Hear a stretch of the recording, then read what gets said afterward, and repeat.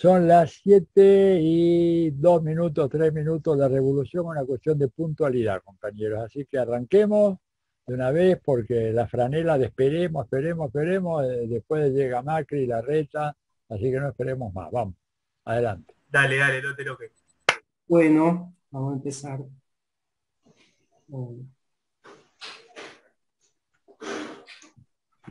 Bueno, buenas noches a todos y todas.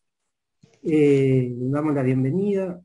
Somos un grupo que empezamos a juntarnos hace ya casi un año, desde mayo del año pasado.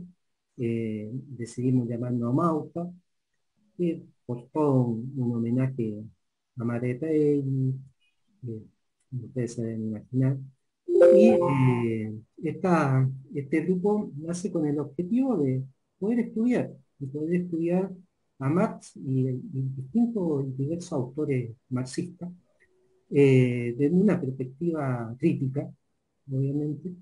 Y nace en mayo del año pasado, al otro día del cumpleaños de Marx. De hecho, parte así una suerte de manifiesto que se llamó Ayer fue el cumpleaños de Marx, Ajá. y se logró congregar un grupo de compañeros y compañeras de distintos lugares de Argentina y de Chile. De Chile empezamos un poco antes, principalmente Santiago, Argentina de La Plata y Capital. Eh, y este grupo, eh, como primera tarea, nos dimos la lectura de Marx, de todas las obras que tienen que ver con las revueltas, con distintas revueltas o procesos insurreccionales que se dan durante el siglo XIX. Principalmente mirando un poco de lo que estaba aconteciendo en Chile desde octubre del año 2019. La revuelta popular o el lanzamiento popular que se inicia el 18 de octubre del 2019. Así que a partir de eso comenzamos a esta lectura. Ya esta es nuestra segunda actividad. La primera invitamos a un amigo, a un docente amigo, que es Pablo Bonavena. Estuvimos haciendo un recorrido ahí por las discusiones del marxismo latinoamericano, principalmente las discusiones que se dan en la década de los 60 con la nueva izquierda, ¿ya? En cuanto a la estrategia de las distintas organizaciones que nacen en la década de los 60 en nuestro continente. Y después de eso nos dimos a la tarea de empezar una lectura sobre Gramsci. Una lectura fragmentaria en algunos casos, pero tratamos de generar o tratar nuevos temáticos, ¿no? El tema del poder, el tema de la hegemonía y contrahegemonía principalmente. Y es así como llegamos acá, ¿ya? A esta segunda actividad, hoy 28 de abril ya del 2021. Y para eso tenemos invitado a un compañero, sociólogo, intelectual, latinoamericano, por opción, como él dice, nacido en la Argentina, por supuesto. Voy a leer acá la presentación que él hace en su blog. Dice: sociólogo y politólogo, analista internacional, escritor y periodista, argentino de nacimiento, latinoamericano por vocación. Nos referimos a Atilio Borón, y la invitación es a charlar alrededor de unos 40 minutos o el tiempo que él estime necesario, sobre la importancia de Gramsci en la actualidad, ¿ya? Ese es el título de esta reunión que nos convoca, ¿no? Y la idea es, Atilio expone, y después, durante su exposición, la idea es que vayan escribiendo preguntas en el chat del Zoom, y nos vamos a dar un tiempo de 25, media hora, dependiendo de dónde sea el corte, de la charla de Atilio, para poder responder probablemente no todas las preguntas, pero algunas de las preguntas que ustedes vayan a hacer. Así que nada, eso, estimados compañeros, compañeras, los dejo con Atilio Borón. Bueno, hola a todas y todos. La verdad que es un gusto muy grande participar en una charla, nada menos que sobre Gramsci, ¿verdad? Un personaje extraordinario. Yo voy a poner acá el reloj bien a la vista para no excederme de tiempo. Estamos hablando de una de las grandes figuras del pensamiento marxista contemporáneo. Digo contemporáneo a pesar de que su obra ya, ¿verdad?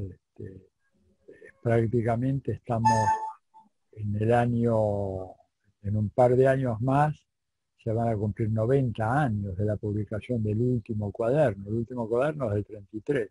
Estamos en el 21, ¿verdad? En 2 años más estaríamos en presencia ya de un autor cuya obra terminó, pero que sigue siendo una fuente de inspiración importantísima para cualquier pensador contemporáneo y sobre todo para los marxistas.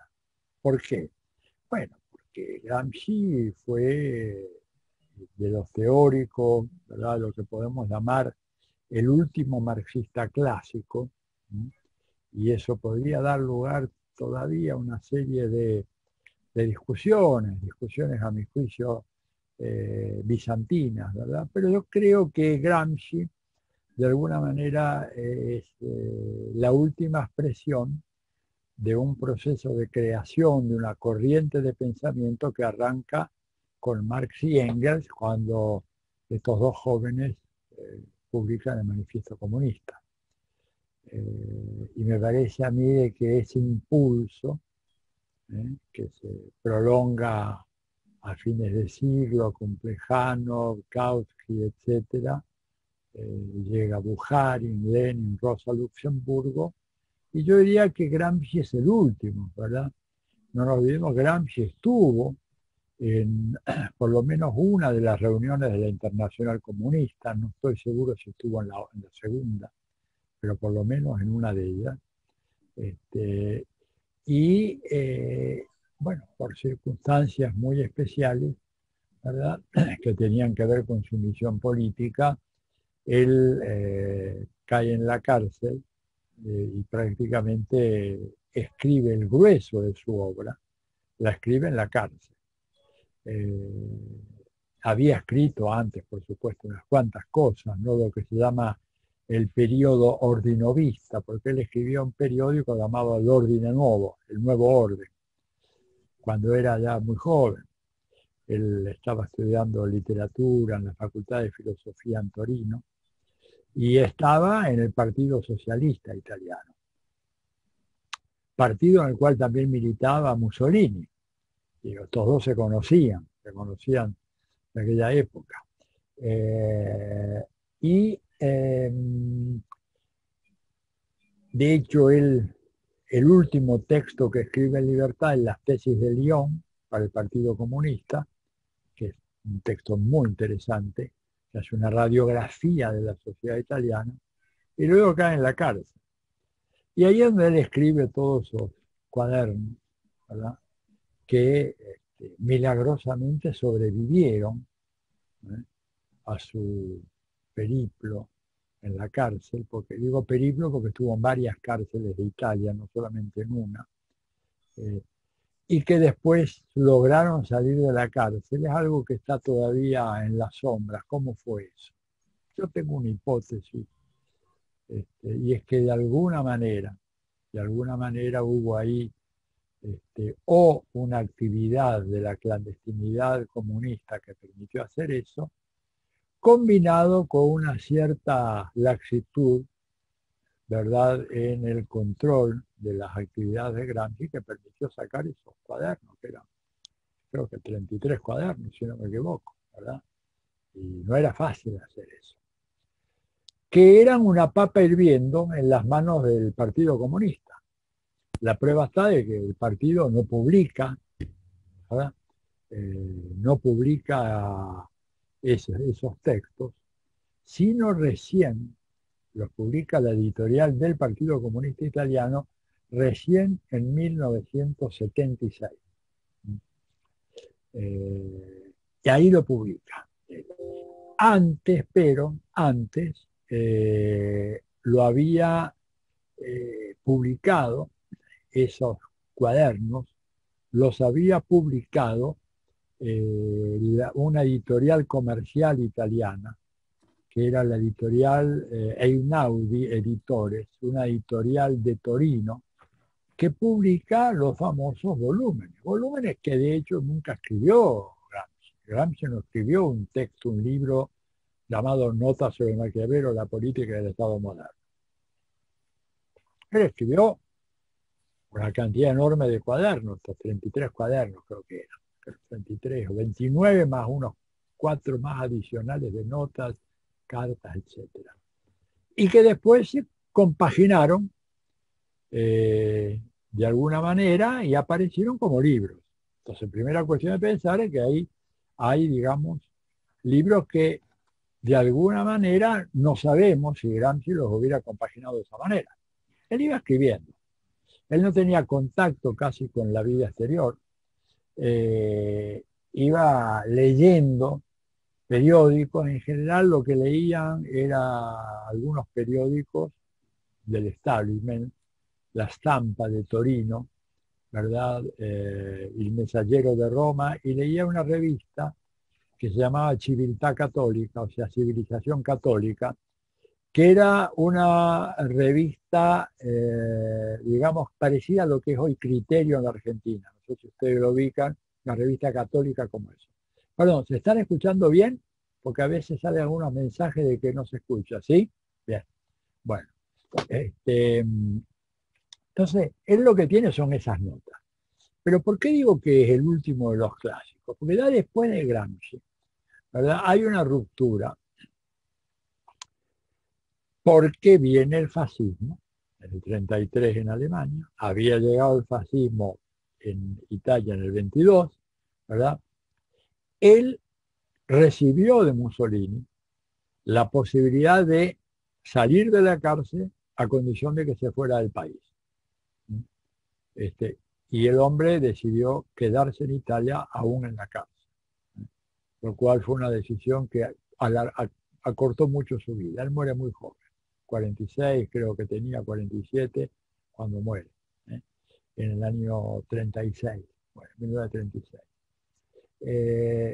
Y él, digamos, digo que es el último de los clásicos, porque después de eso viene el periodo entre guerras, viene la Segunda Guerra Mundial y una lenta recomposición del marxismo que realmente arranca recién a mediados de la década de los 50.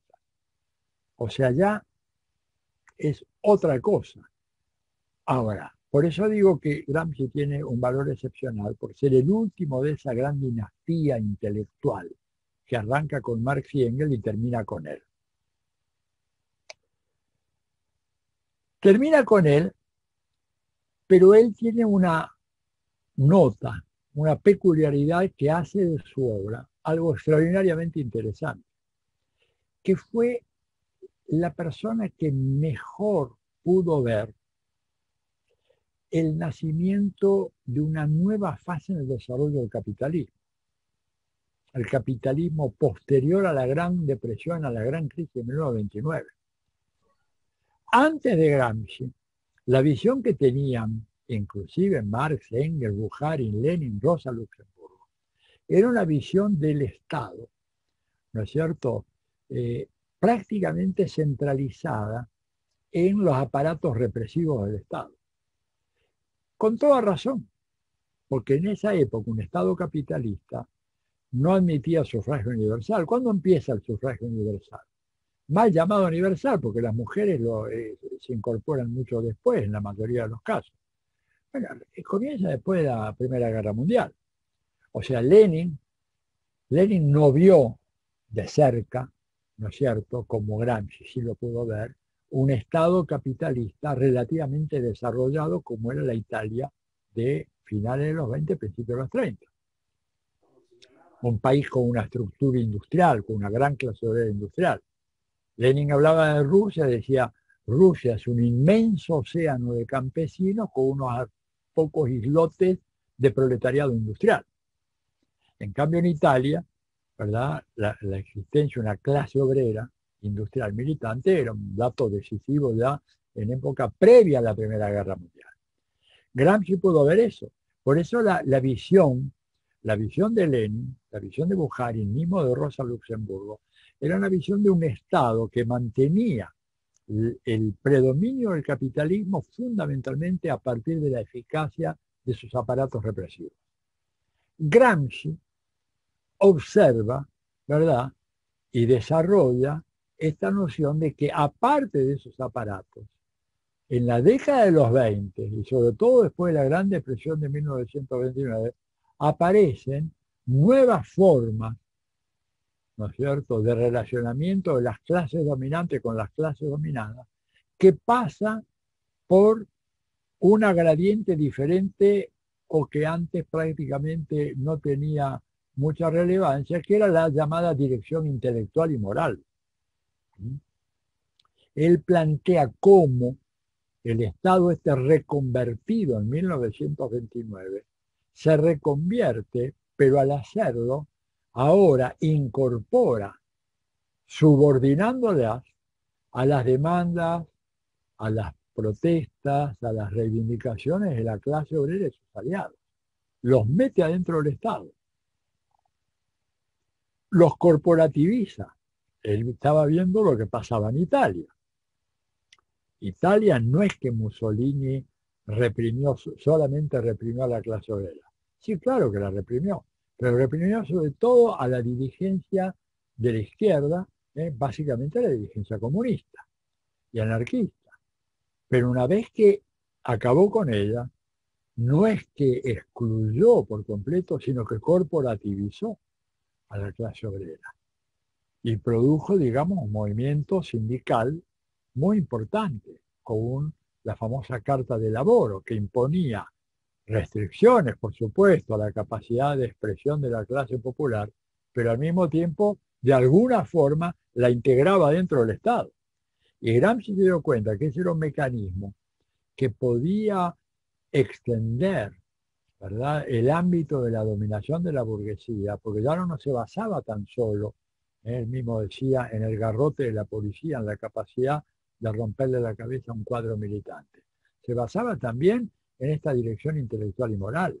Y por eso él plantea esta idea del Estado como hegemonía más dominación, como persuasión más coerción. Las visiones tradicionales, previas a Gramsci, básicamente marcaban la idea del Estado como el aparato de coerción, aparato coercitivo que sometía a las clases dominadas. Gramsci dice, sí, eso lo es, pero también hay algo, ¿verdad?, que es muy importante, que es el desarrollo de procesos de construcción de hegemonía en donde la clase dominante penetra de alguna manera en la cabeza de los subordinados, les envía, les emite su propia concepción del mundo, sus ideas, sus valores, sus prejuicios, sus temores, y de esa manera su dominación se hace mucho más fuerte. Y eso vemos que con el paso del tiempo, esa premonición que tuvo Gramsci, a partir de los acontecimientos 29, 30, 31, de ver cómo salieron de la Gran Depresión, ¿verdad? Y él observa en sus últimos cuadernos cómo sale, digamos, de alguna manera los países del mundo desarrollado, institucionalizando la presencia del sindicalismo que antes estaba prácticamente relegada sus actividades a las páginas policiales. Si miran, por ejemplo, los diarios de Argentina o de Chile, de la primera o segunda década del siglo XX, incluso hasta llegar a 1929, las noticias sindicales venían en la sección policial. No leí los diarios de Chile de aquella época, muy al pasar vi referencias de autores, pero sí leí por mi trabajo de tesis, que fue sobre el Estado legal de Argentina, leí La Nación y la Prensa de aquellos años. Y ahí era evidente, cuando vos te querías enterar qué pasaba con si había huelgas, ocupaciones de fábrica, enfrentamientos de los trabajadores, eran la sección policiales. el sindicato de conductores de carros, que era muy importante en aquella época, previa al automóvil, etcétera, ¿verdad? Transporte de mercancía, muy importante para la zona del puerto, declara una huelga y hay un violento enfrentamiento con la policía, pero aunque no hubiera el enfrentamiento, eso es lo interesante, cuando había sido una reunión tranquila, también aparecían las páginas policiales. Eso también se producía en los países del norte del países desarrollados. Gramsci observa ese cambio. Entonces, cuando él plantea la tesis del Estado como aparato de hegemonía revestido de coerción. La coerción siempre está ahí, absolutamente siempre. Nunca va a ser abandonada por las clases dominantes. Es la carta final que tienen. Cuando le fracasa todo lo demás, bueno, ahí viene la carta militar o la carta policial. Miren lo que está pasando ahora en Perú. En Perú ya ha habido manifestaciones del ex almirante de la flota de mar de Perú, de un cuerpo muy grande de oficiales de la policía retiradas y otro sector del ejército, exhortando a sus camaradas de armas a impedir que Perú se transforme en una nueva Venezuela y que el candidato Castillo simplemente va a instaurar el comunismo en el Perú. Y ya están, y Vargas Llosa sacó el sábado unas declaraciones increíblemente fuertes, planteando que, bueno, ante un eventual triunfo de Castillo, no habría que descartar que esto precipitara un golpe militar, en lo cual es una infame apología del golpe, porque un tipo como él sabe muy bien que al naturalizar la ocurrencia de un golpe militar a partir de un probable triunfo de Pedro Castillo, lo que está haciendo es diciendo, si salen ustedes tienen sobradas razones y yo les voy a aplaudir. Entonces, la fórmula gramsciana, hegemonía más coerción, era una fórmula que de ninguna manera, ¿verdad?, eliminaba la segunda parte, sino que integraba las dos. Y es lo que las lecturas socialdemócratas de Gramsci, al estilo como hicieron después en la Argentina a partir de los años 80 y 90, el grupo de gramscianos argentinos, para usar el título de un libro muy famoso, olvidan por completo esa parte. Hablan de una hegemonía descuidando y dejando totalmente de lado el tema de la coerción, cosa que es una flagrante violación, ¿verdad?, al pensamiento gramsciano.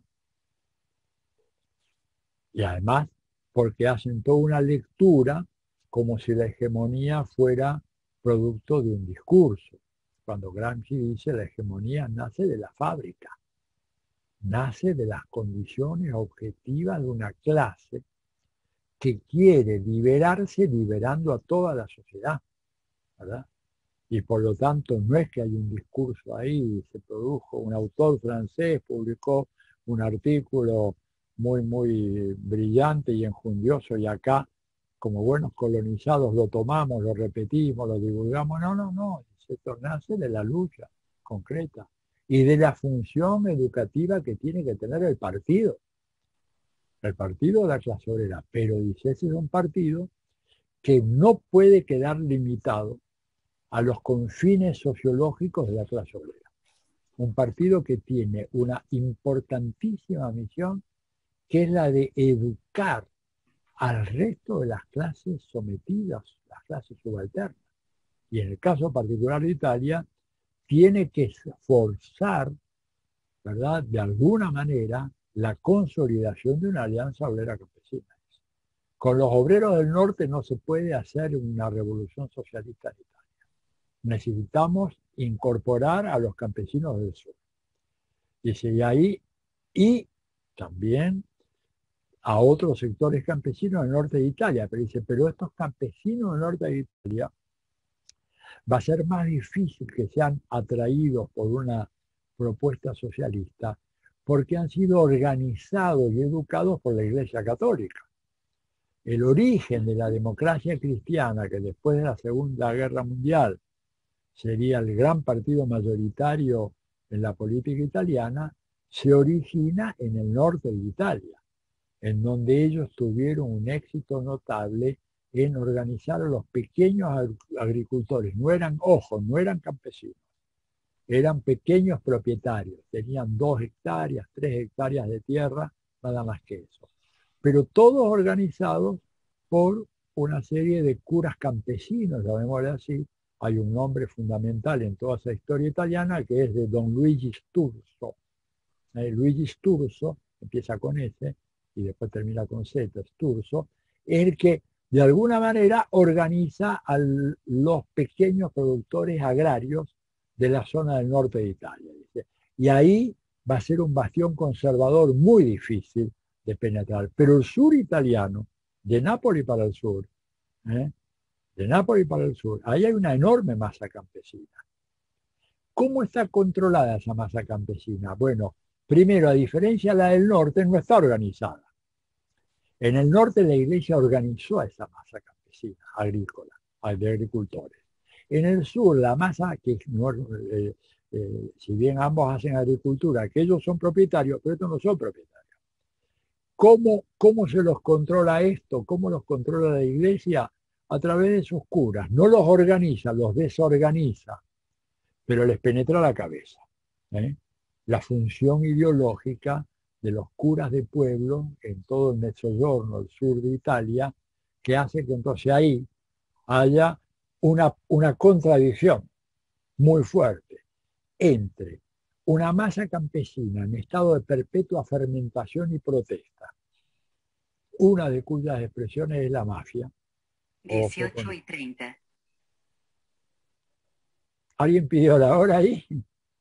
Bueno, la mafia como una de las expresiones de ese estado de permanente fermentación, ¿verdad?, de la masa campesina, pero al mismo tiempo muy controlada por los curas. Y si los curas no alcanzaban, bueno, tenían los terratenientes que tenían a sus matones, articulados con la mafia y articulados con los gobiernos locales. Entonces, Gramsci plantea la necesidad de avanzar en esa alianza. Esa alianza hubiera sido impensable para Marx y Engels. Marx y Engels siempre vieron al campesinado como un actor que iba a ser frontalmente opuesto a un proyecto de carácter socialista. Pero en la Rusia revolucionaria, la alianza obrero-campesina jugó un papel decisivo. Y también lo jugó en la Revolución China y también en la Revolución Vietnamita. Y Gramsci se percató mucho de eso. Para Marx y Engels, el campesinado era una clase que estaba perdida, inexorablemente iba a caer en manos de la dominación ideológica de los patronos, de los terratenientes o de los propietarios de tierra. Gramsci dice, están en esa condición, pero es obligación del Partido Comunista salir a conquistar esa masa. Porque esa gente que está explotada, está embrutecida, está dominada, ¿verdad?, está oprimida. Nosotros no podemos pensar en una Italia donde solamente hagamos un proyecto para la clase obrera industrial. Eso no tiene futuro.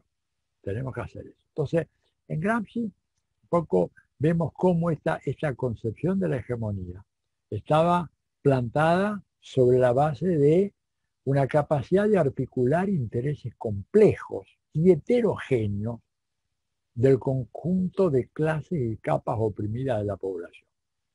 Es decir, Gramsci no creía en un partido de la clase obrera industrial, ¿verdad? Decía, porque una tal concepción finalmente, ¿no es cierto?, finalmente termina siendo un partido que se va a agotar en la defensa de los intereses corporativos de esa clase, dejando de lado a todo el resto. Y entonces él proponía estas alianzas amplias, pero claro, estas alianzas amplias tenían, como todas las alianzas, un sector hegemónico. Y él decía, bueno, el proletariado industrial, ¿verdad?, tiene que ser capaz de llevar adelante la concreción de esta alianza. Y si no lo hace, ¿verdad? Si reniega esta idea es porque es un esclavo, y acá cito a una referencia que Gramsci hace en uno de sus textos a Lenin, un esclavo que no comprende su condición de esclavo. En el mejor de los casos, un esclavo que lucha por mejorar su condición de esclavo, pero no por poner fin a la esclavitud. O sea que acá vemos cómo el tema, ¿verdad? El tema de la ideología y el tema de la alianza se articulan de una manera notable. ¿eh? Y él dice, por ejemplo, bueno, los comunistas torineses habían planteado la cuestión de la hegemonía del proletariado, o sea, la base social de la dictadura proletaria del Estado obrero. Pero para ello, decía, el proletariado tiene que convertirse en clase dirigente.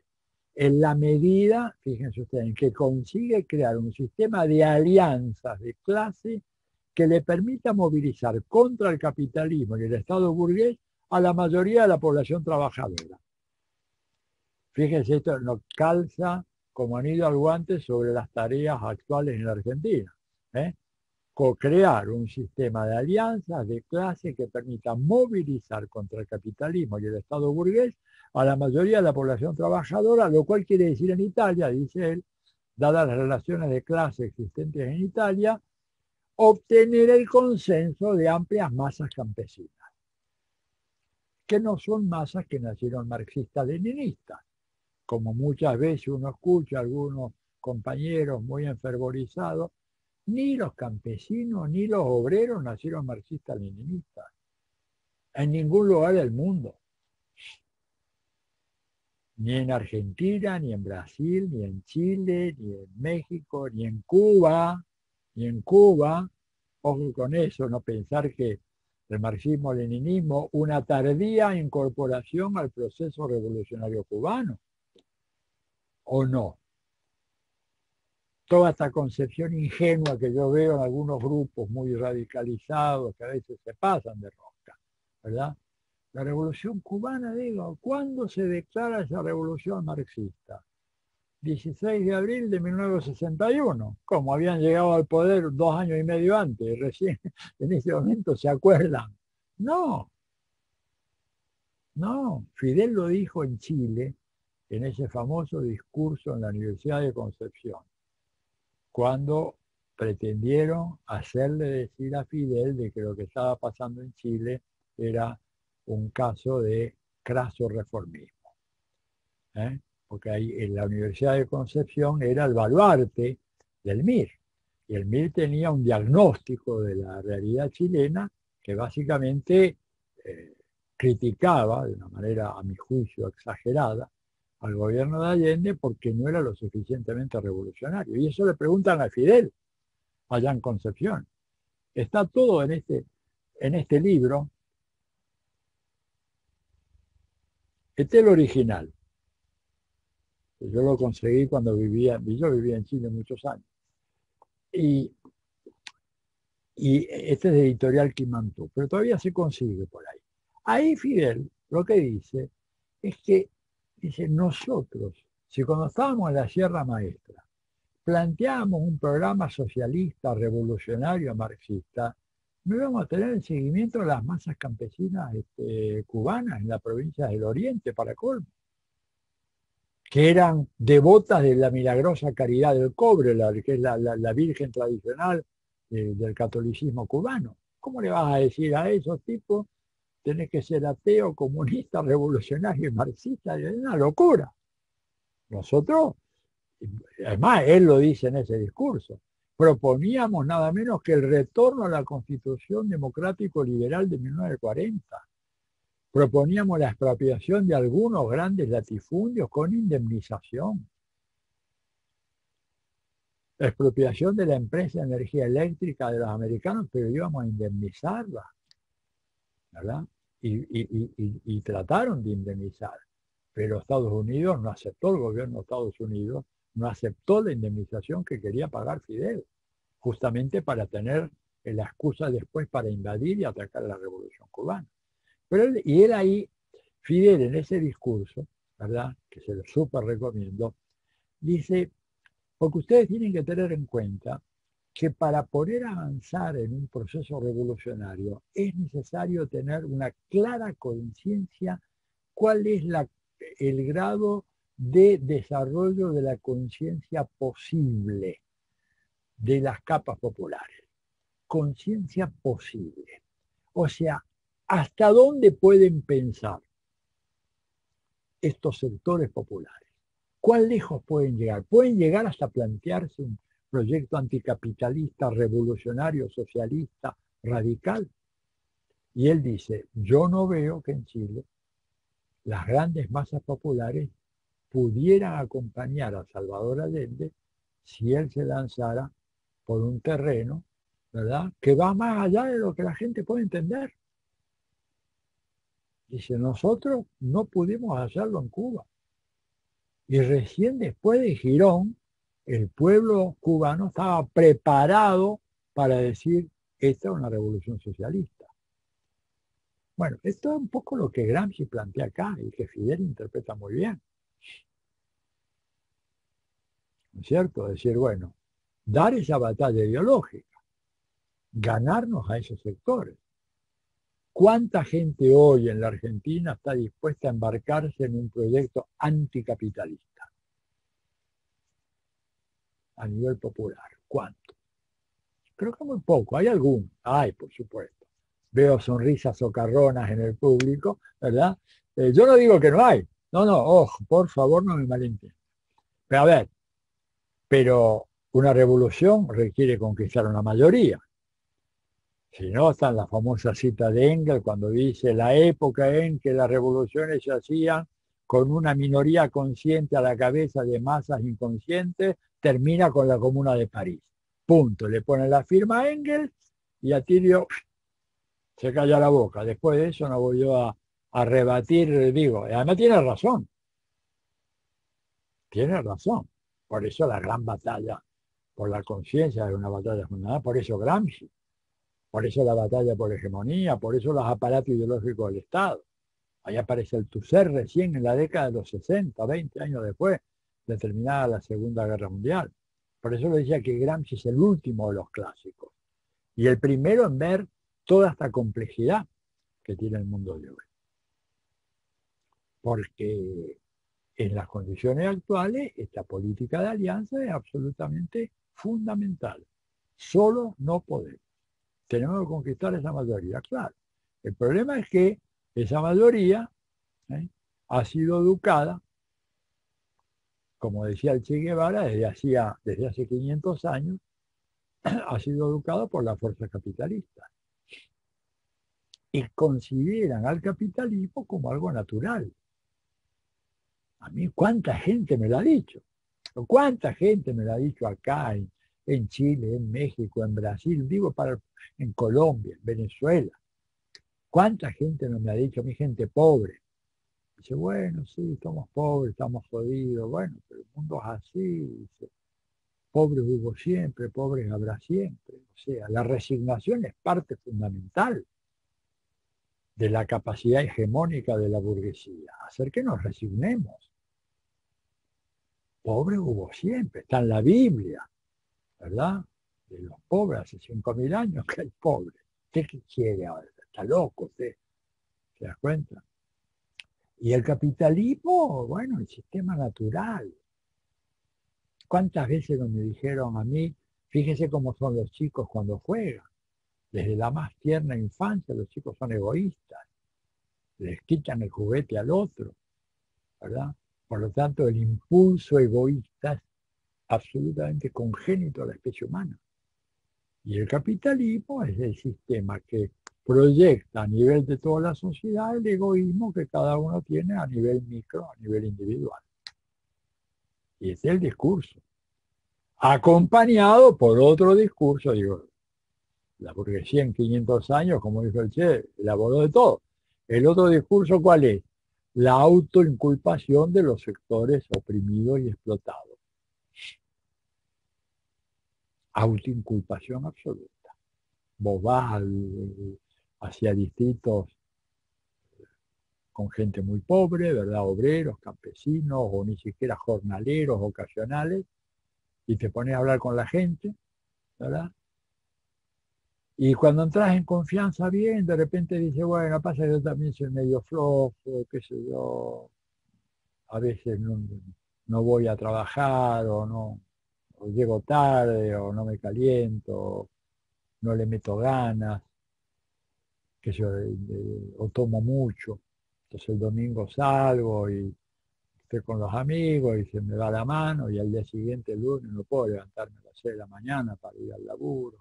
Entonces digo, sí, el patrón es un hijo de puta, etcétera, pero además yo no, no, no cumplo como debía. Digo, este mecanismo es viejo. Este mecanismo, hay un estudio maravilloso, se me fue totalmente el nombre por ahí, pero sí, me acuerdo del título. En inglés es The Constitution of Poverty, o sea, la constitución de la pobreza. Es un estudio que hacen en Inglaterra sobre cómo surge y cómo se autoperciben los pobres en Inglaterra en la época de la Revolución Industrial. ¿Verdad? El estudio es contemporáneo de la década de los 80 del siglo pasado, pero con una minuciosa recuperación de fuentes históricas, de informes ¿cómo se llama?, de los párrocos de las iglesias o de los pastores protestantes, que llevaban, eran ellos los que cuidaban el ojo a ver qué hacían con los obreros, y se veía muy claro el fenómeno de la autoinculpación como un mecanismo de control social tremendo, ¿verdad? Y cómo, digamos, recargaban en la mujer el papel de disciplinar a sus maridos, a sus padres, a sus hijos. Es muy interesante todo ese fenómeno, digamos, como una división de roles muy diferente a la que tenemos hoy, ¿verdad? O sea, la mujer era un poco la encargada de hacer que el marido no tome, que el marido abandone los vicios, para facilitar que el marido vaya a trabajar y ser explotado. Y eso está un fenómeno muy estudiado, que llega hasta nuestros días. Estoy seguro que si hoy recorremos algunas villas populares, villas barriadas populares en la Argentina, en el Gran Buenos Aires o en el Gran Santiago, vamos a encontrarnos con ese discurso. Vamos a encontrarnos con ese discurso. En Brasil, por ejemplo, en el 2018, yo acompañé bastante la campaña presidencial, fui a las dos vueltas, ¿verdad? La elección presidencial, y en ambos casos íbamos a algunas favelas.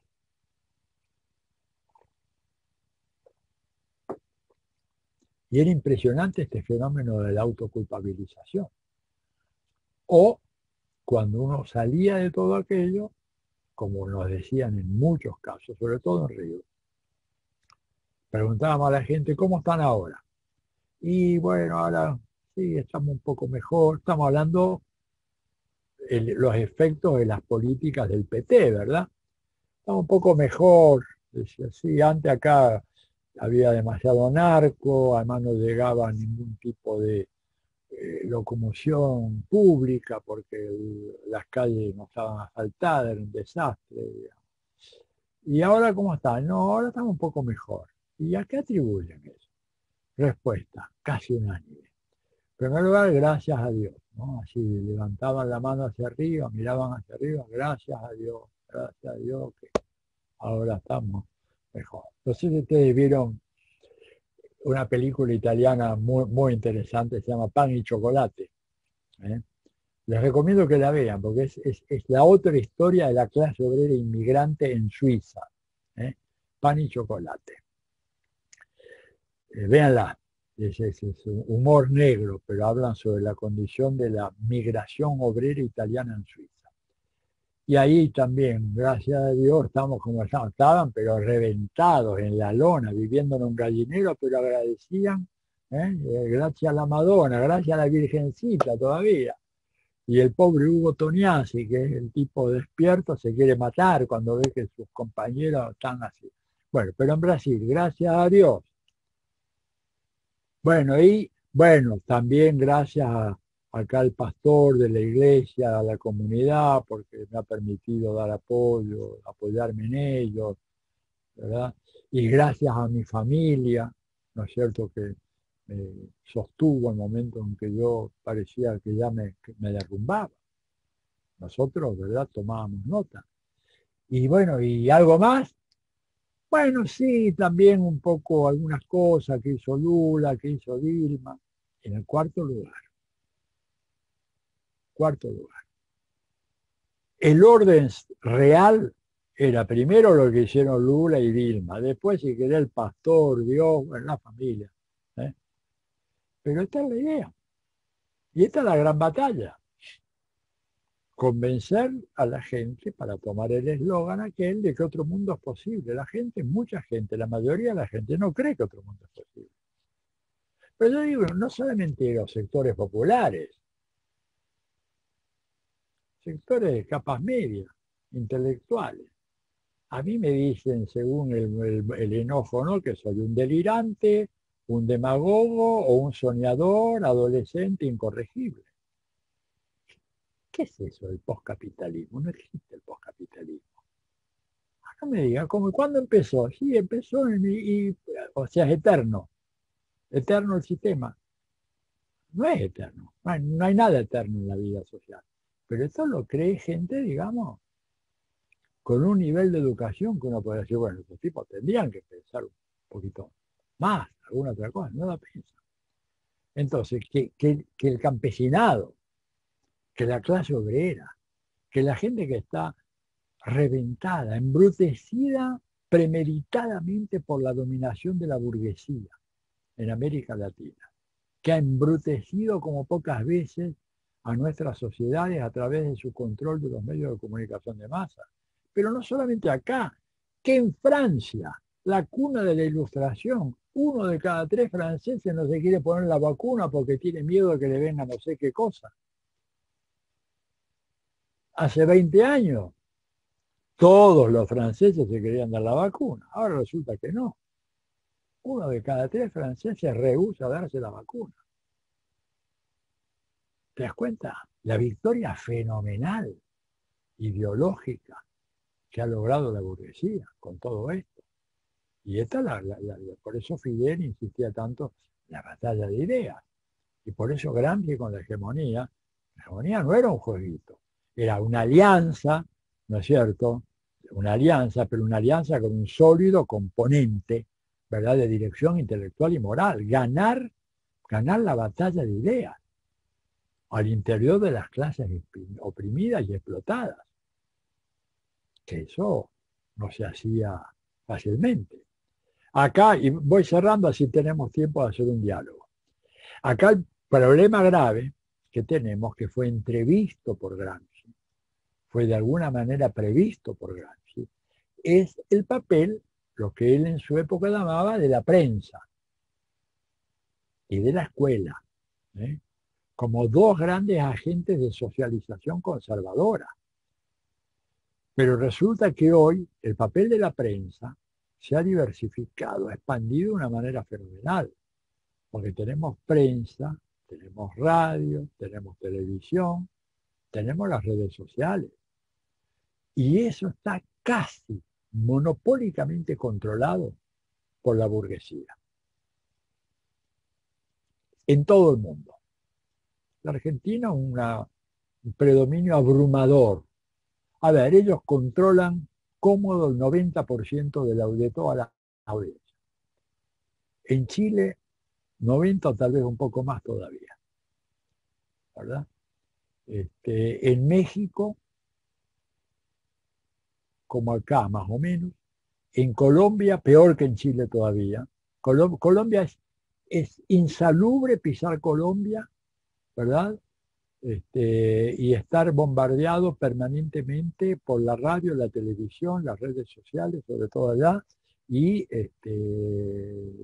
la prensa, una campaña permanente, cotidiana, pertinaz, en contra de Maduro y en contra de la Revolución Cubana. Pero así una cosa que es intolerable. Uno dice, pues ustedes no tienen más nada de qué hablar. En un país donde hay un asesinato de un líder político, social o de afrodescendientes campesinos por día, no aparece en la prensa. Acá en la Argentina no aparece en la prensa, no aparece ni siquiera en página 12 acá. Ni digamos Nación o Clarín. no aparece en el Mercurio o en la Tercera de Chile, no aparece en el Comercio de Lima, no aparece en el Excelsior del Reforma de México, no aparece por ningún lado. Son medios de comunicación que tienen una articulación internacional, que ponen y sacan las noticias, blindan países enteros para que las malas noticias no circulen, blindan, hay un blindaje a personajes como Mauricio Macri, ¿verdad? O Iván Duque, que aparecen en las cuentas de los Panama Papers con decenas o centenas de empresas truchas, evasores fiscales, contrabandistas metidos en los peores negocios. Todo blindado. Una prensa que se ha perfeccionado el arte de mentir de una manera fenomenal. Entonces, contra eso estamos luchando. Y esos son uno de los pilares que tiene el poder capitalista en el mundo actual.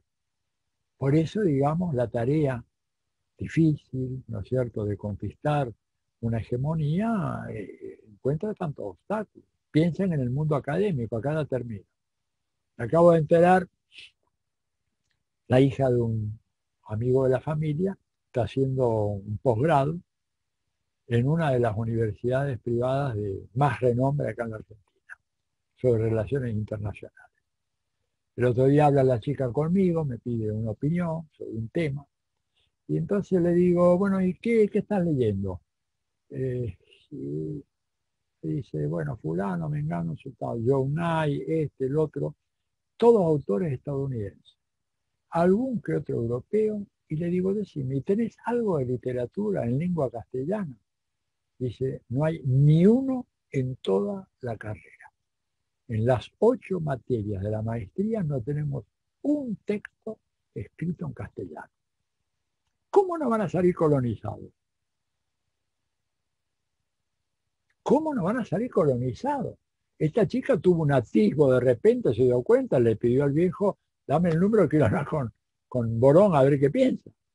Pero el resto, nada, nada. Entonces, digamos, esta es la gran batalla que tenemos que dar.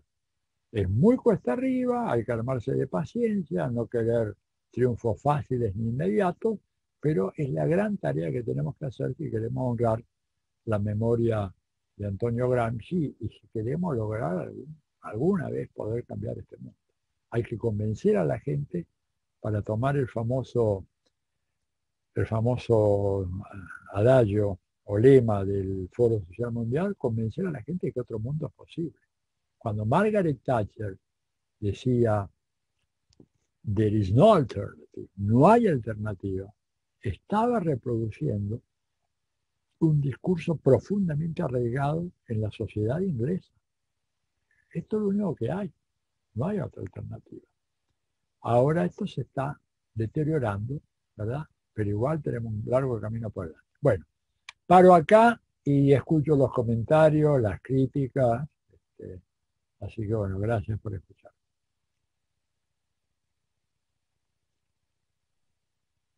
Gracias, Tilio. Ahora damos paso, igual como queda algún tiempo, a algún compañero o compañera que quiera hacer alguna pregunta, opinar. Así que está abierto el micrófono también. Le Miguel. doy, le doy la bienvenida a mi amigo Mauro, que está por ahí. Mauro, qué bueno que pudiste entrar. Gracias. Hola, muy Sí, buenas noches. ¿quién habla? Buenas noches. Luis, adelante. Buenas noches. ¿Cómo se encuentran? Especialmente saludar a todos los presentes aquí y felicitar por erigir esta jornada de reflexión sobre un autor tan monumental que estuvo del lado de los que Vallejo denominaba los desposeídos, ¿no? Y bueno, un punto muy interesante ha tocado el politólogo, el maestro Atilio Borón, sobre el tema de la batalla de las ideas que tanto nos proponía Fidel. Pero desde mi experiencia acá en el Perú, tengo que diagnosticar o ser una persona de mal agüero, porque acá en el Perú el nivel de colonización, no solamente de los aparatos ideológicos del sector privado del Estado, es muy grave, sino también de las universidades, tanto no solamente las privadas, sino también las públicas. Entonces se está viviendo este tema de la segunda vuelta entre Castillo y Fujimori, y me doy cuenta, lastimosamente, de que gran parte de los asesores que están detrás de la campaña de Fujimori son gente que viene de estas universidades, que viene con este formato consenso de Washington, tipo Chicago, ¿no?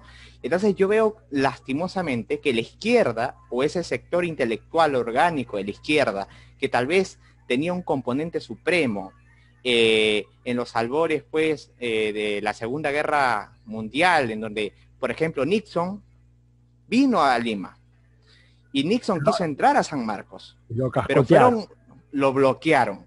Por ejemplo, esa clase de estudiantes universitarios ya no hay. Yo estoy totalmente seguro que si el presidente de Estados Unidos viene a Lima y quiere ir a San Marcos, le ponen la tela roja. O sea, hay un... O sea, hay un... No creo, bueno, sigue, perdón. No, por favor.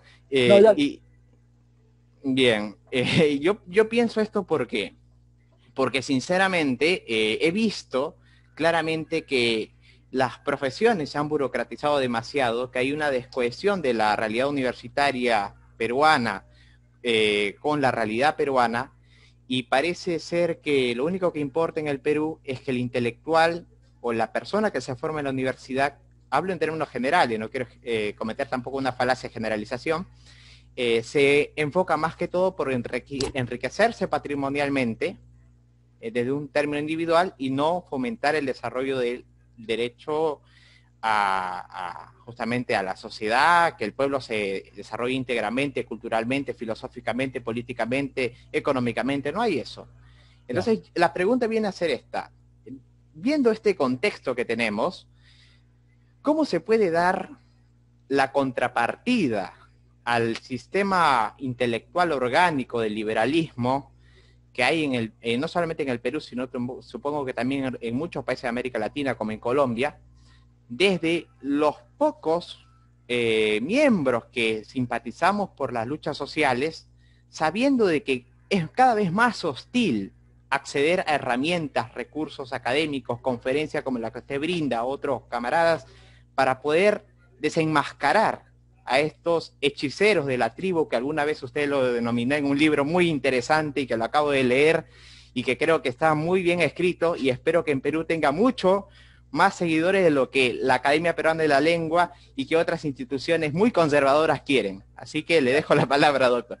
Gracias, Luis. Sí, se publicó allá el libro El hechicero de la tribu, que es una crítica, para los que no saben, a el libro de Vargas Llosa, el llamado de la tribu, que es donde él presenta a sus mentores intelectuales. Mira, yo me acuerdo muy bien eso, a Nixon le fue muy mal en el 67, porque después de Lima llegó a Santiago, yo estaba ya estudiando, y estuve en el grupo de aquellos que lo vapuleó y los abucheó y los recibió muy, muy mal, porque vino a visitar la Flaxo, y ahí le fue realmente como en feria.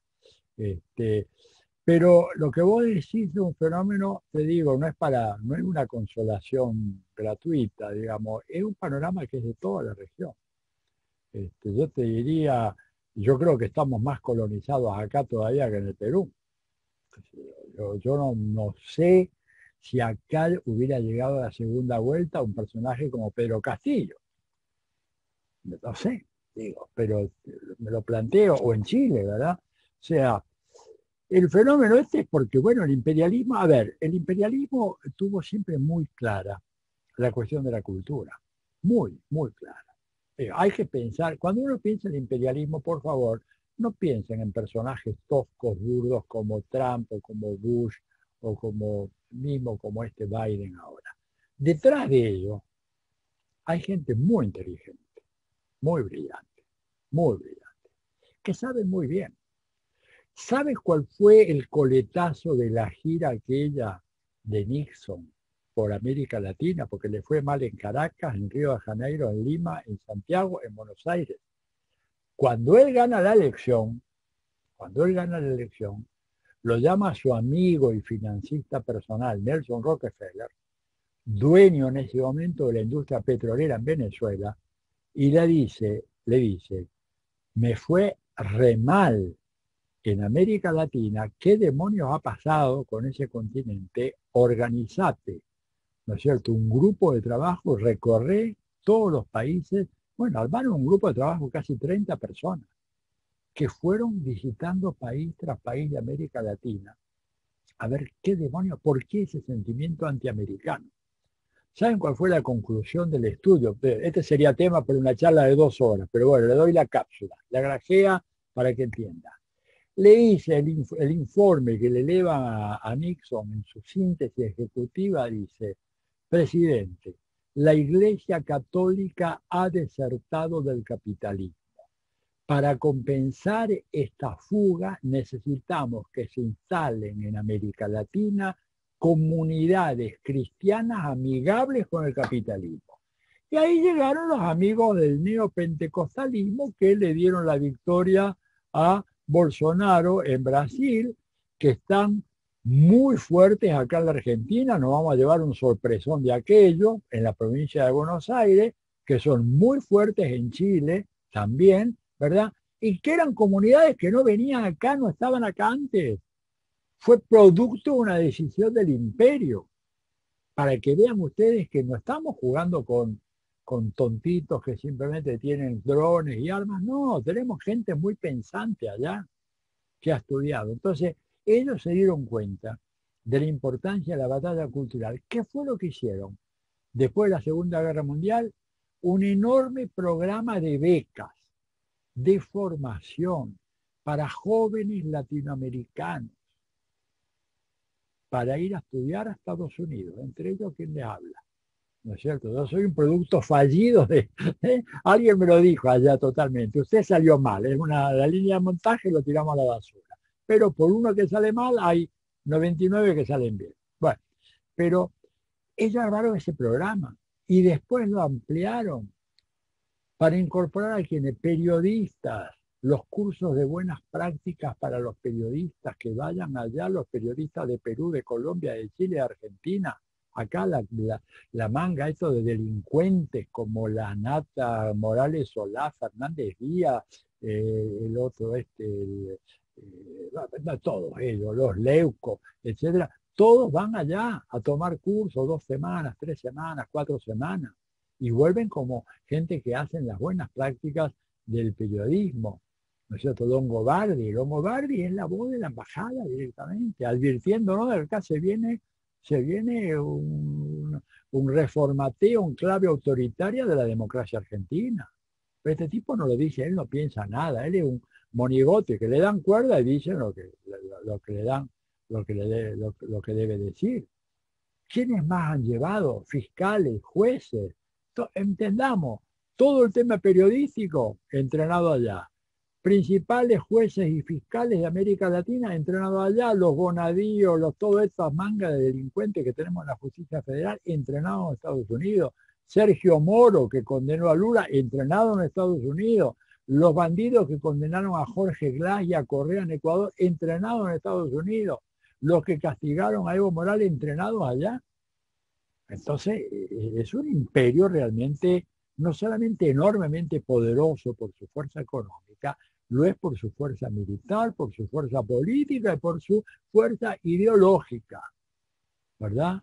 Que entrena y crea esta colonización que recién llamaba Luis David y que no es exclusiva del Perú, es un cáncer que hay en toda América Latina, contra el cual estamos librando un combate muy desigual. Pero yo digo, no se puede abandonar la idea de que, bueno, porque, mejor dicho, no se puede decir que porque estamos en inferioridad de condiciones nos vamos a dar la batalla. Y acá les pongo un ejemplo importante que es lo que Gramsci decía, ¿verdad? Pesimismo del intelecto, optimismo de la voluntad. Digo, mi análisis puede ser muy pesimista, y es muy pesimista, pero también yo tengo el optimismo, sé que la voluntad puede vencer estos enormes obstáculos que existen en todos nuestros países para el avance de una política de izquierda revolucionaria.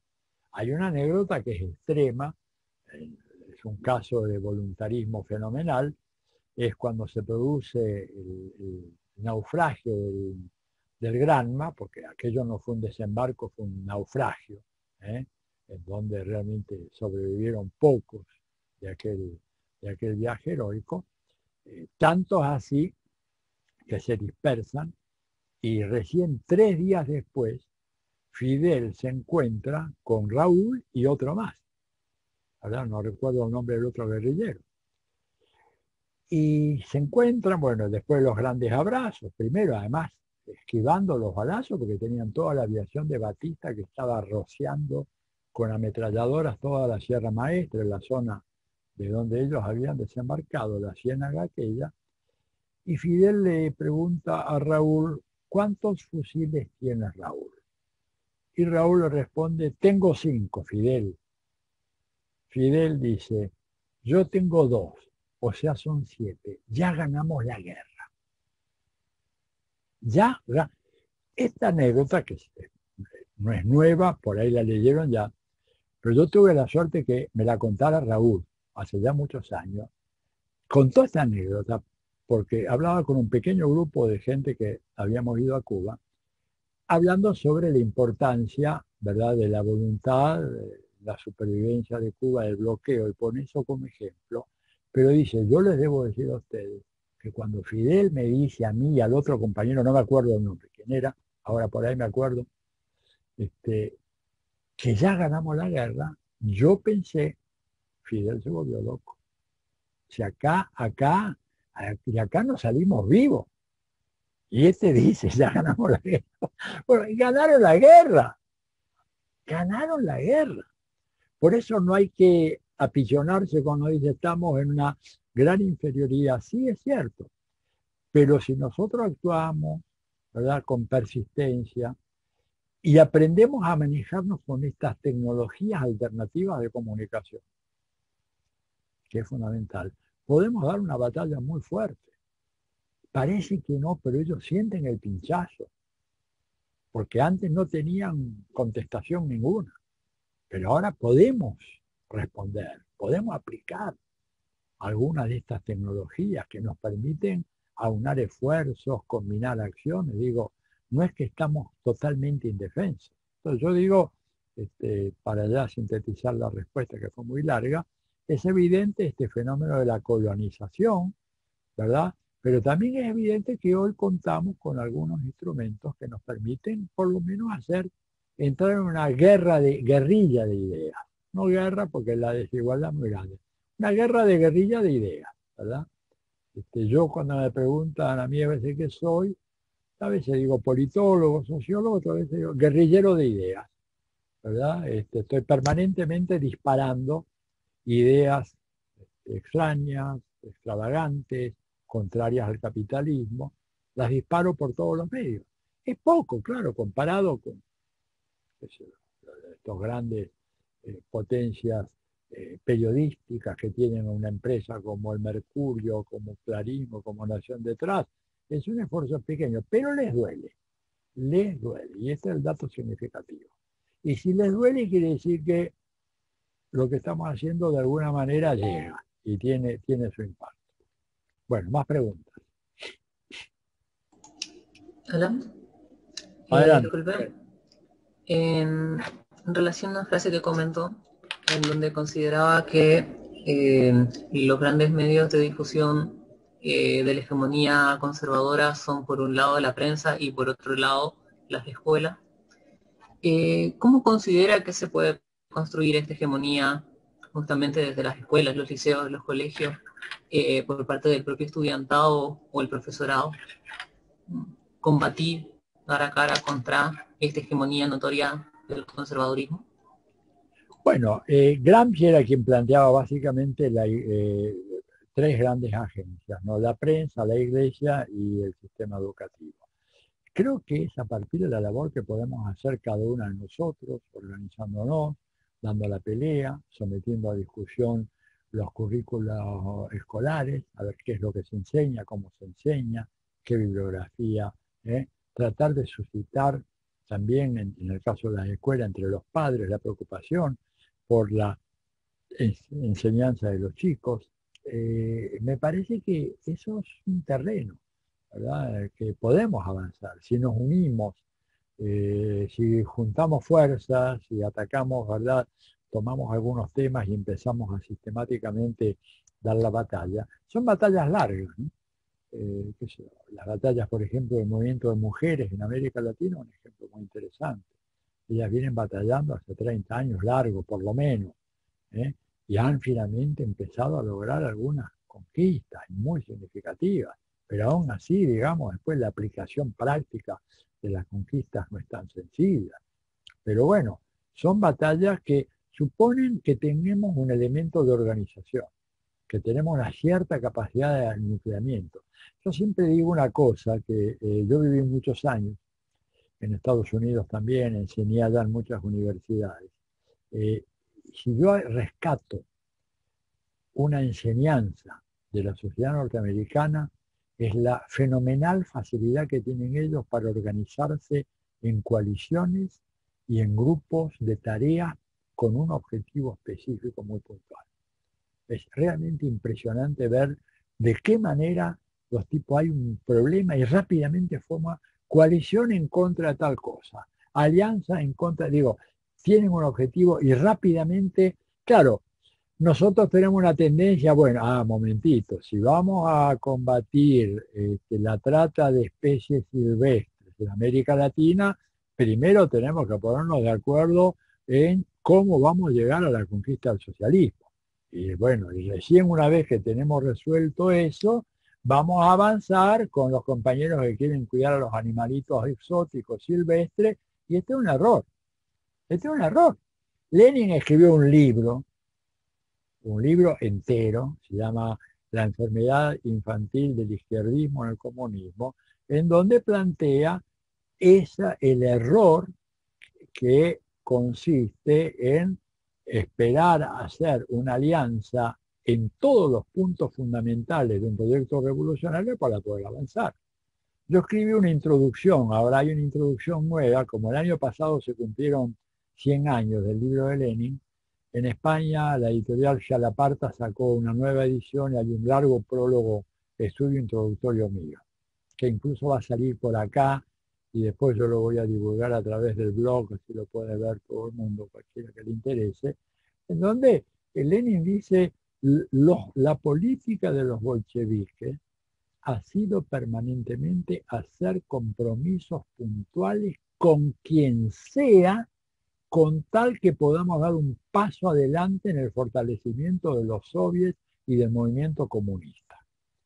Incluso hay una frase que se me perdió, pero que yo la leí, la marqué, pero con tantas mudanzas, cambios de país, cambios de casa, etcétera, hay algunos libros que de repente no los tengo ahora a mano, en donde dice, si tuviéramos que aliarnos con los cadetes, el cadete era el partido de los monárquicos en la Rusia revolucionaria, para lograr hacer avanzar 1 milímetro a los soviets, lo hacemos. Y una vez que avanzamos, disolvemos la alianza y creamos nueva. O sea, llegamos al poder mediante una asociación permanente de alianzas. Ahora, cuando uno lo propone, en nuestros países te dice, no, sin compromiso. Ningún compromiso con nadie. Nosotros queremos llegar al comunismo y queremos llegar de un viaje sin conceder absolutamente nada ni aliarnos absolutamente con nadie. Bueno, no vamos a llegar a ninguna parte. Es decir, Fidel comienza toda su gran campaña de Sierra Maestra con una serie de alianzas con sectores demócratas, hasta demócratas liberales, ¿verdad? La Constitución de 1940 como uno de los objetivos de Sierra Maestra. Y ahí había grupos distintos, cristianos, liberales, conservadores, nacionalistas, digo, política de alianza. Lo que hay que hacer es tener la inteligencia suficiente para llevar la alianza en esa dirección. Y cuando la alianza ya no sirve, construyes otra, y después otra, y después otra. Entonces nosotros tenemos que hacer eso en esa pelea por la escuela. Tenemos que luchar contra rivales formidables. Por ejemplo, Hollywood. Hollywood es una maravilla.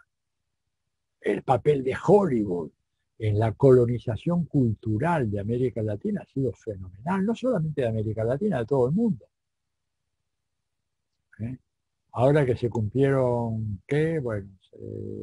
75 años de la derrota del nazismo, bueno, se hicieron encuestas en todo el mundo. ¿Qué país fue el país que derrotó al nazismo y la gran mayoría de la respuesta Estados Unidos. ¿Por qué? Bueno, porque Hollywood ha hecho infinidad de películas demostrando que el desembarco en Normandía y los aliados, el desembarco en Sicilia, y Patton, y Eisenhower, y etcétera, etcétera, fueron los que derrotaron a Hitler. La verdad histórica es que a Hitler lo derrota Stalin. Nos guste Stalin o no nos guste, es otro tema. Pero el ejército rojo es el que entra a Berlín. Berlín era el núcleo, el corazón, el eje central del poderío nazi en Europa. Ahí llega la Unión Soviética, no llegan los estadounidenses, llegan un mes más tarde. Sin embargo, gracias a la industria cultural de los Estados Unidos, la imagen es que la Segunda Guerra Mundial la ganó Estados Unidos. Bueno, este es el gran desafío. Ahora nosotros con estas tecnologías podemos hacer mucho. Y hay que entrarle a todas. A todas, a todas y a todas. Grave error, aquel ya no don tal, no. Hasta tenés que meterte en el TikTok. No te gusta, no importa. Pero si transmite, claro, pero si transmite un mensaje que pega, ¿te das cuenta? ¿Qué sé yo? Chicos jóvenes, por ejemplo, Facebook ya te dicen es para viejos. A mí me lo dicen todos los días. Mi hija, mi nieta me dicen, no, papá, ¿qué haces con el Facebook? Esto es para la gente de tu edad. Y mirá, no es tan así, digamos, hay 1.400 millones de personas que siguen en el Facebook. No es un dato menor. Facebook tiene más seguidores que la población de la China. Es el principal país del mundo. Mucho más que la China. Que llegan casi, el último número que estuve mirando eran casi 2.000 millones. Entonces, ¿qué vamos a hacer? ¿Tan pavotes de decir, no, ahí no nos metemos? Por favor. Aunque sea, metamos, no sé cómo, disfrazados, pero tenemos que estar ahí. Y tenemos que estar en Twitter, y tenemos que estar en Instagram. Y bueno, me parece que si no, estamos perdidos. ¿Qué vamos a hacer? ¿Ir a repartir un panfletito a la salida de la fábrica? ¿Con eso qué hacemos? Hoy en día el mundo, el universo Gutenberg está en un proceso lamentable de decadencia. Yo lo digo rodeado de libros, me quiero morir. Pero mis estudiantes de posgrado prefieren toda la vida que les mande un pequeño video y no que les haga leer un libro. Pero no solamente acá, pasa en todo el mundo. Entonces, bueno, o nos metemos en esa cultura o quedaremos como fósiles, ¿verdad? De un mundo antiguo que ya se fue, donde había librotes así, enormes, ¿verdad? Y ya poco lo lee. Porque la gente, además, piensa, la mayoría de la gente, cómo se entera de lo que pasa en el mundo con este aparato. Por acá. Y acá no se puede leer un libro. Acá puede leer un texto de 3, 4 páginas. Picante, ¿no? Con mucha fuerza, con mucha, ¿verdad? No te leen más. Entonces, bueno, o aceptamos esta realidad, yo digo, yo igual publico libros y participo en una empresa editorial, empresa de una manera grandilocuente, un grupo de amigos que sacamos libros de izquierda a pérdida, pero los sacamos. Ediciones Luxemburg, hemos hecho cosas muy, muy lindas, ¿verdad? Pero, pero me consta de que la gente hoy lee, se entera de lo que pasa en el mundo a partir de estos aparatitos. Entonces, o nos metemos ahí o arriamos la bandera o nos dedicamos a otra cosa. Bueno, más preguntas, vamos, tenemos 10 minutos más de preguntas, porque 8:30 yo ya me derrumbo. Profesor, buenas noches. Hola. ¿Qué tal? Le saluda Juan Carlos Quesquén, peruano también, residente en la ciudad de La Plata. Ajá. Me quedo con esto último que estaba comentando, ¿no? Sobre el tema de la construcción que hacen los medios de comunicación y el por qué son atractivos para las nuevas juventudes, ¿no? Para las nuevas generaciones. Hay un autor que lo vi en la Facultad de Periodismo y Comunicación Social, que es el español que vivió un tiempo, buena parte de su vida en Colombia, Jesús Martín Barbero, que escribe sobre los medios y las mediaciones. Y en alguna de las conclusiones, alguna de las cosas que plantea Barbero es que justamente muchas veces es como un error, ¿no? Tratar de meter la escuela a la televisión. porque en cierto punto la escuela es aburrida. Entonces, ¿por qué no meter la televisión a la escuela para ver cómo funciona este dispositivo de dominación? Porque al fin y al cabo la televisión es un dispositivo de dominación muy importante. Para no ir más lejos, en Perú, por ejemplo, nosotros tenemos 3 grupos mediáticos que concentran el 84% de la prensa escrita, audiovisual y radiofónica, y que hoy justamente en este contexto de elecciones que estamos atravesando, han salido pero a bombardear con todo, muy fuertemente al profesor Castillo, Pedro Castillo, y posicionándose ya en favor del fujimorismo, ¿no? Y todo lo que eso implica, el retroceso y una derrota moral si es que el fujimorismo llega nuevamente al poder. Y, y es cierto, ¿no? ¿Cómo hacer como para poder avanzar en países donde los grupos monopólicos de los medios de comunicación tienen mucha influencia, ¿no? Usted habla de los medios alternativos, de las redes sociales, es cierto, sí, juegan un rol muy importante. Para mí más lejos hay que ver lo que pasó en Ecuador con el TikTok, por ejemplo, creo que sí es necesario estar allí, pero no solamente es estar, sino también cómo uno comunica, ¿no? Y cómo uno es atractivo para poder atraer, ¿no? El interés de las personas, de los votantes, que al fin y al cabo, en el marco de las democracias, las elecciones se ganan los gobiernos se ganan en el marco democrático, ¿no? ¿Cómo hacer para convencer a ese poblador, a ese votante, a ese ciudadano, ¿no? De que, bueno, la propuesta que uno tiene es la propuesta adecuada, idónea, ¿no? Para atraerlo por lo menos, ¿no? Teniendo en cuenta de toda esta colonización que también usted mencionó, en la cual estamos inmersos, ¿no? Estamos muy, muy arraigados nosotros mismos, nos cuesta salir y muchas veces nos posicionamos de una mirada un poco vanguardista inclusive, ¿no? Sobre todo en la academia. Es todo un trabajo, ¿no? Mira, acá, bueno, en línea con lo tuyo, Paula, que no la veo, me dice cómo se hace para transmitir ideas complejas con las redes sociales o entrando en las escuelas. Yo creo que, bueno, está evidentemente la capacidad que tengamos nosotros de poder transmitir ideas muy importantes, de avanzada, con un lenguaje sencillo y llano, exento de academicismo. Yo a veces veo, por ejemplo, propuestas o proclamas de organizaciones populares, de organizaciones de izquierda, en donde se nota mucho una impronta fuerte de intelectuales, pero que escriben para el gran público como si estuvieran escribiendo para un seminario de postdoctorado. Y entonces no llegan a la gente, ¿verdad?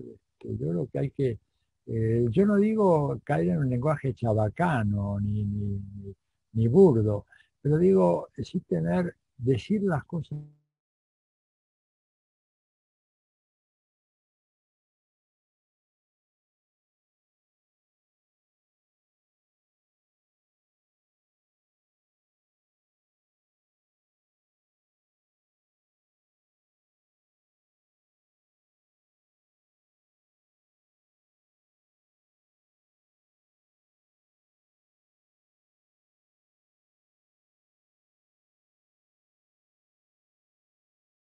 El compañero o la compañera precarizados, con los 9 primeros minutos de su jornada laboral, producen para su empleador todo lo necesario para que le pague el jornal del día.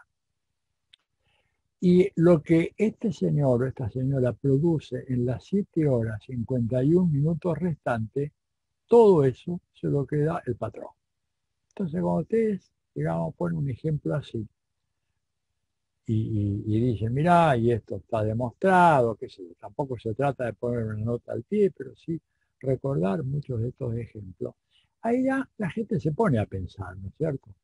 Decir, mirá, la explotación no es que a vos te roban así como si fueran ladrones. No, no, no. Vos trabajás y por ahí el sueldo que te dan es un buen sueldo. Marx lo dice tantas veces, en El Capital y en otros textos. Pero el tema es que lo que vos producís es mucho más de lo que vos recibís como paga. Alguien se queda con ese exceso. Y eso se llama la plusvalía, ¿verdad? Entonces uno puede explicar esas cosas. Tratar de explicarlo, pero siempre con ejemplos muy sencillos. Aprender un poco de qué manera Lenin o los grandes líderes mundiales, o Mao, o Ho Chi Minh, explicaban las cosas, ¿verdad? De una manera muy clara, muy didáctica, muy sencilla. Y eso llega a la gente. Chávez llegaba a la gente. Chávez era un tipo que te leía Mesaros, István Mesaros, el libro aquel, Más allá del capital, 1100 páginas, ¿no es cierto? Pero después llegaba a la gente más humilde de Petare y le explicaba las cosas, con un lenguaje llano, campechano, sin ningún adorno, ¿verdad?, que lo distrajera del objetivo fundamental. Y creo que esa es nuestra misión, decir las grandes verdades, ¿verdad? Decir las grandes verdades, pero que esas grandes verdades sean explicadas de una manera que la pueda entender cualquiera. 2 más 2 igual a 4. Mira, vos trabajás 8 horas. Tu patrón con lo que trabajaste en la primera media hora ya tiene lo suficiente para pagarte. ¿Por qué no te paga el resto? Bueno, porque el sistema es así. El sistema nunca te va a pagar a vos todo. Entonces, pues, esa es la explotación. ¿Te das cuenta? Yo creo que un poco esa es la tarea que nosotros tenemos que hacer. Y si bien las redes sociales no permiten un desarrollo como permite una tesis doctoral, ¿verdad? Es un trabajo de más largo aliento. Pero uno puede explicar algunas cosas, no tiene que dejarse ganar por la desesperanza. Y además pensar de que nosotros tenemos que aprender a utilizar un lenguaje descontracturado, ¿no es cierto? Yo, por ejemplo, a mí me preocupaba mucho una época, yo iba a Brasil a trabajar con el movimiento de Sin Tierra, y a veces hablábamos con João Pedro Stedile, el gran líder del MST, y él se quejaba porque él decía, mira, yo a veces pido estudios a los compañeros, amigos, académicos, intelectuales que simpatizan con nuestra lucha, ¿verdad? Y les pedía que me hicieran llegar algunas páginas para estudiar la problemática agraria en Brasil. Me llegaban con un texto de 70 páginas, lleno de tecnicismo. ¿Cómo hago yo para darle a un campesino semianalfabeto en el interior profundo de Brasil un texto lleno de notas a pie de página, llamadas? Eso no lo puede leer nadie. Entonces me parece que tenemos que aprender un poquito ese arte de la comunicación, ¿no es cierto? Pero creo que tenemos que llegar, ¿verdad?, a poder decir nuestras grandes verdades de manera muy clara y distinta. Sobre todo tener siempre ejemplos concretos, porque la verdad siempre es concreta. Y vos la podés transmitir, vos podés decir, el capitalismo es un sistema explotador. Bueno, pero si decís eso, la gente no te va a dar, no te va a prestar demasiada atención. Pero si, mire, explotan porque resulta esto y esto otro. Explota porque resulta que, fíjese que cada vez hay más pobres y a pesar de que cada vez hay más riqueza, ¿no es cierto? Y vos podés mostrarle un cuadro, a veces es bueno mostrar un gráfico. Miren, antes el 1% más rico de la sociedad argentina ganaba tanto, ahora gana el doble. Antes el 50% más pobre de la Argentina ganaba esto, ahora gana esto que es mucho menos. ¿Se da cuenta por qué? Porque el sistema capitalista funciona así. Digo, tener ejemplos, ¿verdad?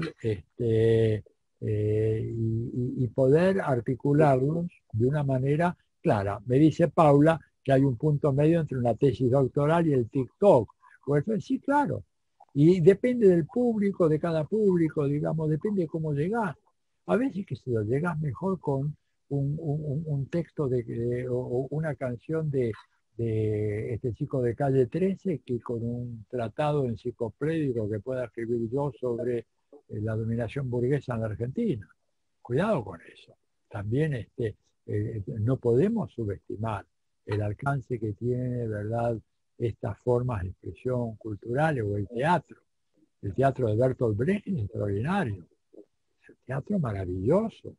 ¿verdad? Y que está dicho con una simplicidad. Es un teatro que lo podés poner vos en una villa, en la Argentina cualquiera lo va a entender. No le vas a poner Beckett ahí, porque Beckett necesita solamente los postdoctores que pueden entender a Beckett, pero a Brecht, ¿no es cierto?, en Galileo, por ejemplo, para que vean, entiendan cómo es la dominación de la iglesia y todo lo demás, lo puede entender cualquiera, o la honesta persona de Sichuan, digamos. Hay otras expresiones que tenemos que utilizar, o hacer cinematografía. Hoy en día tenemos una gran ventaja, que es que cualquiera puede hacer cine. Digo, sale con un aparato de esto y hace un pequeño corto de 10, 15, 20 minutos. ¿Por qué no? ¿Por qué no hacerlo? Y después difundirlo por las redes. Y de repente puede llegar a tener 100.000, 200.000, 300.000 personas, ¿verdad? Bueno, chicos, yo estoy al borde del agotamiento. Así que... Una sola, una sola interrupción más. Por un lado, para agradecer, como siempre, un gusto participar de tus charlas. Y otra cosa que, viste, siempre hay una simbología en algunas cosas. Y ya, esta charla sobre Gramsci se viene a dar justo en el día que se cumple el aniversario del ajusticiamiento de Mussolini a manos de los partisanos. así es. Digo, no es poco, no es poco. Lo eligieron a propósito por esto, ¿no? Me parece. Claro, y justamente como un homenaje a Gramsci, porque ayer, un día como ayer, fallecía, digamos, moría Gramsci. Así que también como especie de homenaje en ese sentido.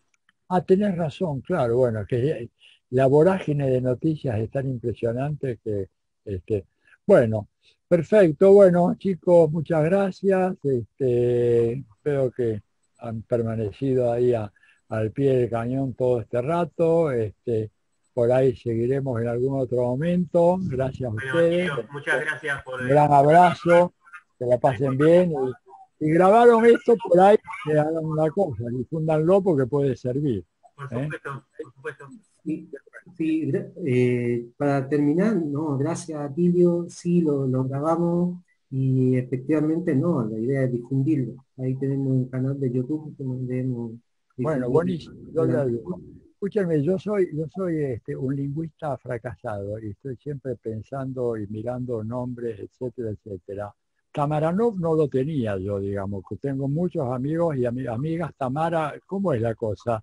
Una espía soviética, porque tu apellido es italiano, la rusa Tamara, digo, el apellido es italiano, el nombre es recontra ruso, así que había otro nombre que quería, bueno, que Sken ya me dijo, y Nichea. A ver, Novelo, decime, ¿de dónde venís? No, mi papá era italiano. Ah, está bien. ¿Y te puso Tamaranov o Tamaranov? No, Novelo es mi apellido. ¿Pero tu nombre es Tamara? Sí.